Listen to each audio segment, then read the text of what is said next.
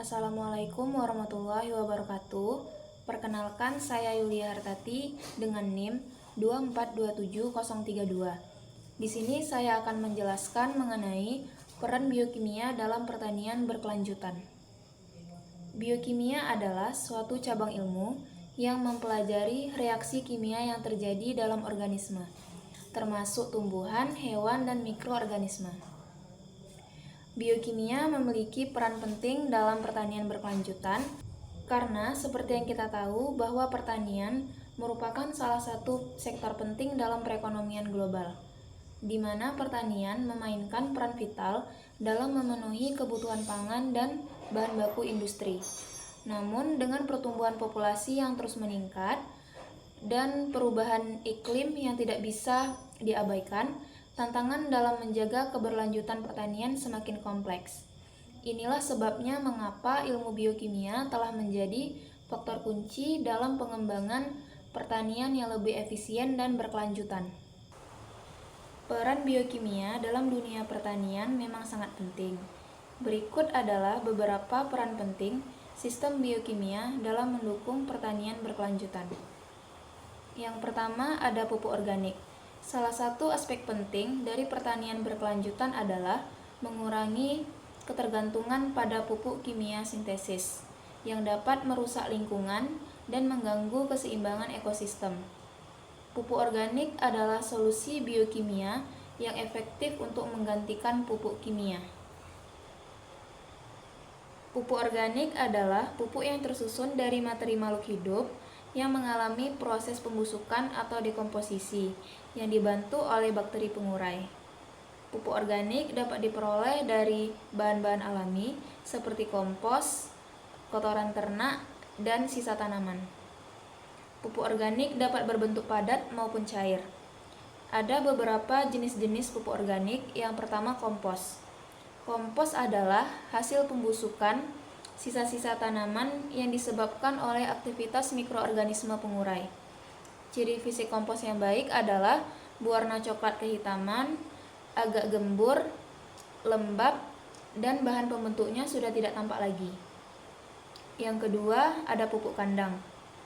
Pupuk kandang adalah pupuk organik yang terbuat dari kotoran ternak seperti kotoran ayam, kotoran sapi, dan kotoran kambing. Ciri fisik pupuk kandang yang baik adalah berwarna kehitaman, cukup kering, dan tidak berbau menyengat. Yang ketiga, ada pupuk hijau. Pupuk hijau adalah pupuk yang terbuat dari tanaman atau komponen tanaman yang dibenamkan ke dalam tanah.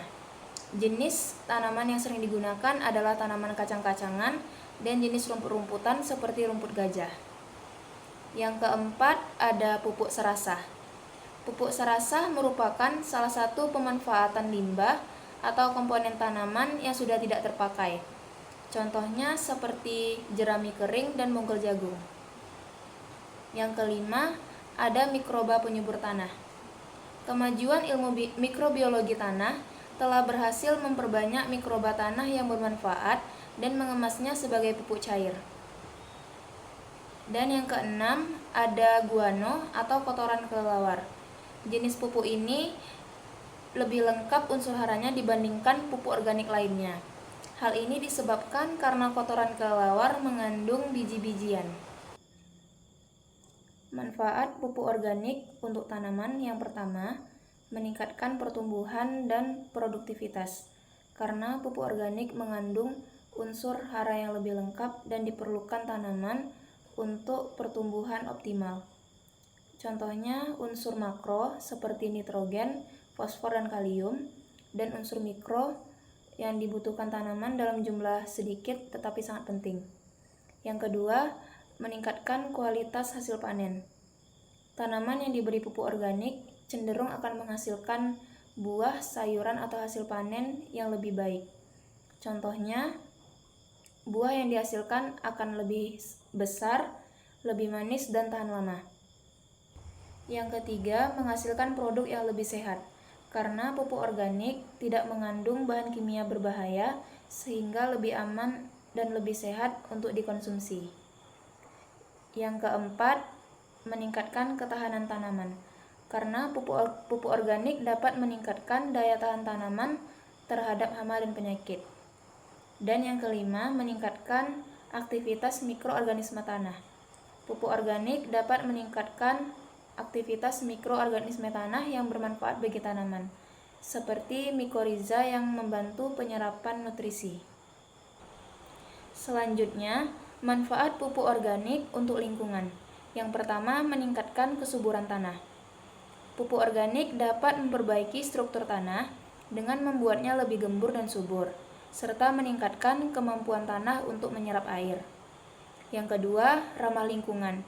Pupuk organik tidak mengandung bahan kimia berbahaya yang dapat mencemari lingkungan. Yang ketiga, mengurangi sumber daya alam. Penggunaan pupuk organik dapat mengurangi ketergantungan pada pupuk kimia yang memerlukan energi besar dan sumber daya alam yang besar. Yang keempat, meningkatkan kualitas air. Pupuk organik dapat mengurangi risiko pencemaran air akibat penggunaan pupuk kimia yang berlebihan. Yang kelima, mencegah degradasi lahan. Penggunaan pupuk organik dalam jangka panjang dapat mencegah degradasi lahan dan meningkatkan produktivitasnya. Yang keenam, mengurangi emisi gas rumah kaca. Pupuk organik dapat membantu mengurangi emisi gas rumah kaca yang berasal dari produksi dan penggunaan pupuk kimia.